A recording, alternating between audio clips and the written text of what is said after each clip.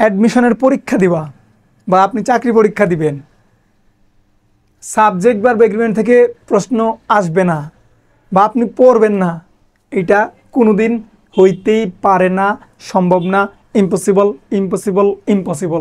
দেখেন খুবই সিম্পল একটা প্রশ্ন আমাদের সামনে আসছে, এটাও বিভিন্ন জায়গাতে আসছে। তোমরা যারা বিশেষ করে মেডিকেল এবং নার্সিং এই ধরনের প্রশ্নগুলো বেশি আইসা থাকে, অলসো সকল পরীক্ষাতেই আসে, এটা তোমরা প্রিভিয়াস ইয়ারের প্রশ্ন অ্যানালাইসিস করলেই বুঝতে পারবা। দেখো মেনি আ স্টুডেন্ট, এরপর অনেকগুলো ভার্ব দিছে, তার মানে সাবজেক্ট ভার্ব এগ্রিমেন্টের প্রশ্ন। আর সাবজেক্ট ভার্ব এগ্রিমেন্ট সম্পর্কে রায়হান ভাই অনেক আগে তোমাদেরকে পড়াইছে যে জামাই বউয়ের সংসার, তোমাদেরকে আমি অনেক দিন পড়াইছি এই ধরনের প্রশ্নগুলা, ঠিক আছে? তাহলে তোমাদেরকে আমি পড়াইছিলাম, মনে আছে? ওয়ান অফ দ্য পড়াইছিলাম, নাম্বার অফ তোমাদেরকে আমি পড়াইছিলাম, তোমাদেরকে আমি দি নাম্বার অফ পড়াইছিলাম, এগুলো সবগুলো কিন্তু আমি তোমাদেরকে পড়িয়েছি, ঠিক আছে? আর আজকে আসছে কি মেনি আরেকটা হচ্ছে মেনি। মেনি মানে অনেক, মেনি কি অনেক, আর মেনি মানে কি অনেকের মধ্যে একজন, অনেকের মধ্যে একজন। তাহলে যখনই দেখবা তুমি যে মেনি আছে, মেনি মানে হচ্ছে অনেকের মধ্যে একজন, অনেকের মধ্যে একজন, অনেকের মধ্যে একজন স্টুডেন্ট, তাহলে একজন মানে কি, একজন মানে কি সিঙ্গুলার না প্লুরাল? অবশ্যই সিঙ্গুলার।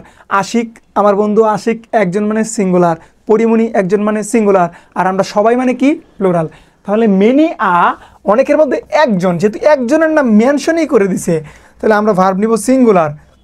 তাহলে ফেল প্লুরাল এটা হবে না, ফেল প্লুরাল যেহেতু এটা আমরা নিতেই পারবো না, ফেলস সিঙ্গুলার আমি রাখতে পারি, পাস প্লুরাল এটাও আমরা নিব না।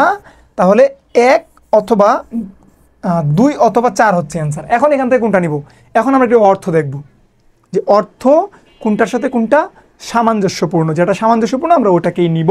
আমরা দেখি কি বলতেছে। মেনি আর স্টুডেন্টস, অনেকগুলো স্টুডেন্টসের মধ্যে একজন qualify driving test on the first try, প্রথম যে ট্রাই, প্রথম চেষ্টাতেই একজন, অনেকগুলোর মধ্যে একজন কি করছে?